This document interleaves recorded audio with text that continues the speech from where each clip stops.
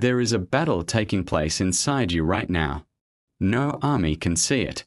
No enemy can hear it. No battlefield can be found on any map. And yet, the outcome of this battle may determine the direction of your entire life. It is the battle between the mind you control and the mind that controls you. Every morning, before you touch your phone, before you speak to another person, before the world has a chance to tell you who you are, your mind begins writing the story of your day. One thought becomes another. One doubt becomes another. One fear becomes another. And before you realize what is happening, you are no longer directing your life. You are reacting to it. You wake up thinking about yesterday's failure. You compare your life to someone else's success. You remember the opportunity you missed. You worry about money. You worry about what people think. You imagine everything that could go wrong. And then you wonder why you lack confidence. You wonder why you lack energy. You wonder why your ambition feels weaker than it once did. But understand this. Your circumstances do not always control your mind. Your interpretation of those circumstances does. Two people can stand in the same storm. One sees destruction. The other sees an opportunity to build something stronger. The storm is the same. The difference is the mind. Napoleon Hill understood that the greatest victories are first won internally. Long before a person becomes wealthy, powerful, respected, or successful in the physical world, they must first become capable of holding that reality in their mind. The world rarely gives you what you wish for.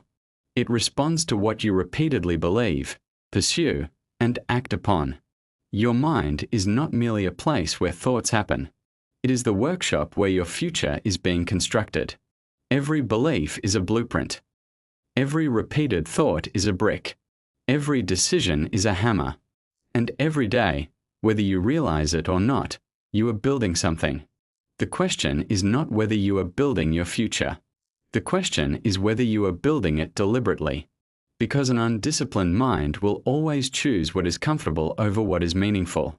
It will choose the easy path. It will choose immediate pleasure over delayed reward. Long before a person becomes wealthy, powerful, respected, or successful in the physical world, they must first become capable of holding that reality in their mind. The world rarely gives you what you wish for. It responds to what you repeatedly believe, pursue, and act upon. Your mind is not merely a place where thoughts happen. It is the workshop where your future is being constructed. Every belief is a blueprint. When failure speaks, you do not have to accept its verdict. A thought is not a command. A feeling is not a prophecy. A setback is not an identity. You are the one who decides what deserves your attention. And what you repeatedly give your attention to begins to shape your character. This is why clarity matters. A person without a definite purpose becomes vulnerable to every distraction. They wake up and consume whatever the world places in front of them.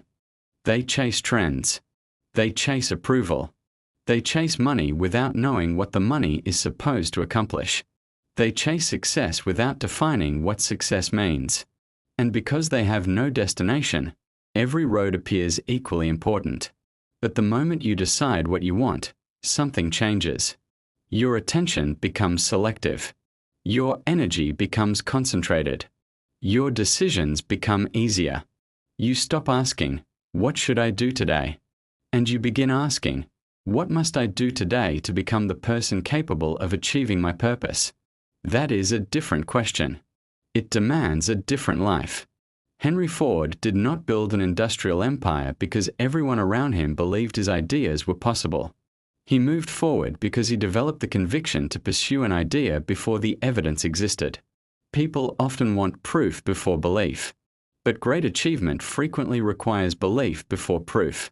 You must be willing to see the possibility before the world can see the result. That does not mean believing in fantasies. It means developing a vision strong enough to organize your actions. Think about Thomas Edison. Failure did not simply tell Edison that his experiments were impossible. It gave him information. Every unsuccessful experiment became another piece of knowledge. To the ordinary mind, failure is a wall. To the disciplined mind, failure is a teacher.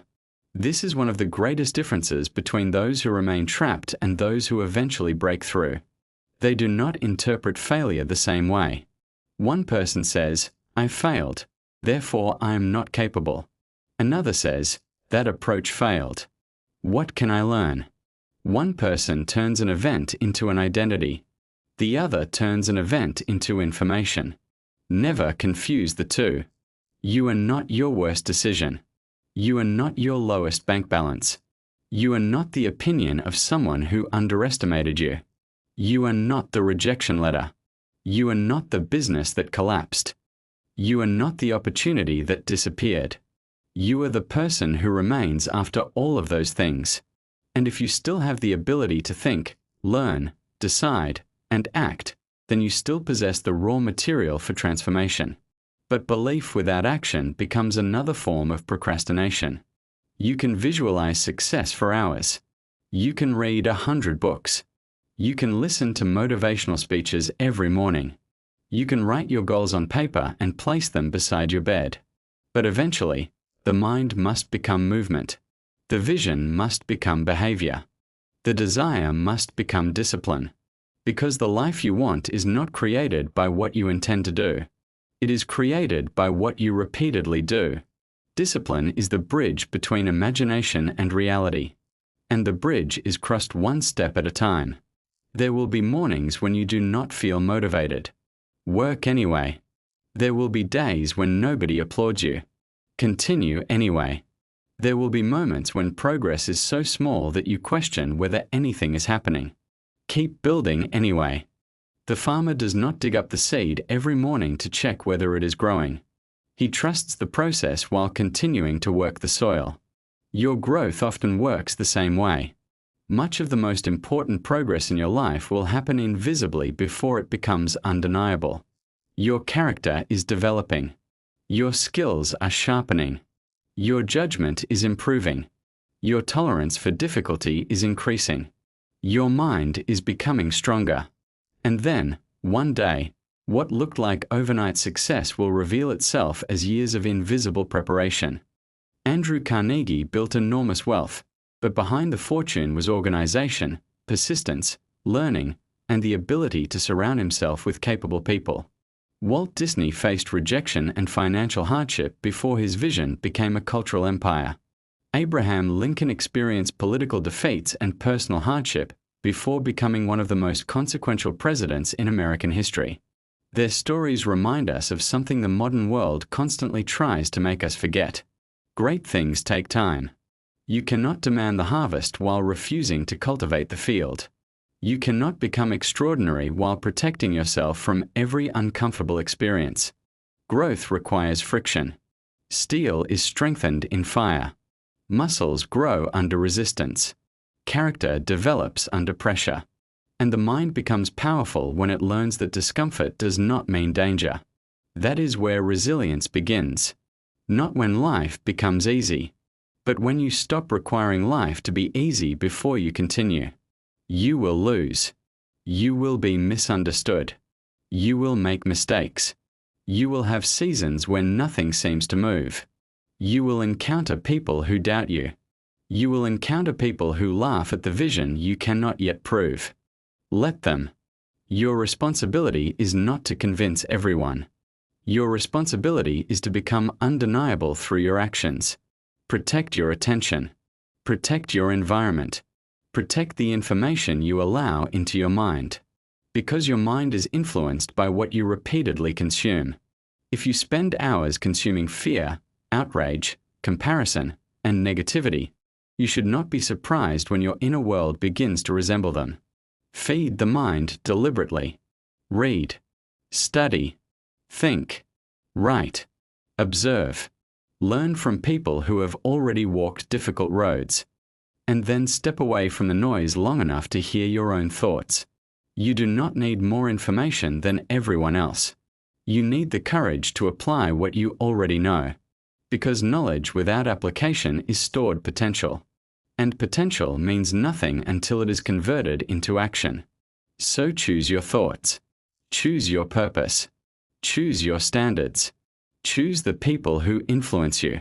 Choose what you will tolerate. Choose what you will pursue. And most importantly, choose who you are becoming.